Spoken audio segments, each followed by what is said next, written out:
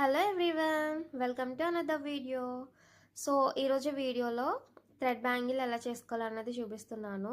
First నేను ఇక్కడ bangle తీసుకుని దానికి పింక్ కలర్ థ్రెడ్ని చుట్టుపెట్టుకున్నాను. అది పింక్ కలర్ థ్రెడ్ అనమాట, బట్ వీడియోలో డిఫరెంట్ కలర్ కనిపిస్తుంది. సో నేను ఇక్కడ డ్రాప్ షేప్ కుందన్స్ని తీసుకుని అవి 4 స్టిక్ చేసుకున్నాను.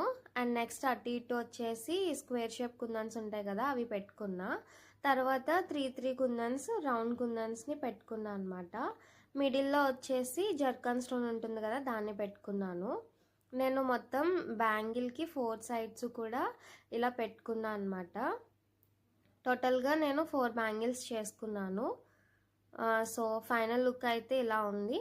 ఎలా ఉందో చెప్పండి. ఒకవేళ ఇంకేమైనా కావాలి అంటే కనుక కమెంట్ చేయండి. నచ్చితే లైక్ చేయండి, సబ్స్క్రైబ్ చేయడం మర్చిపోకండి. సరే మరి ఉంటాను. Bye bye. Next video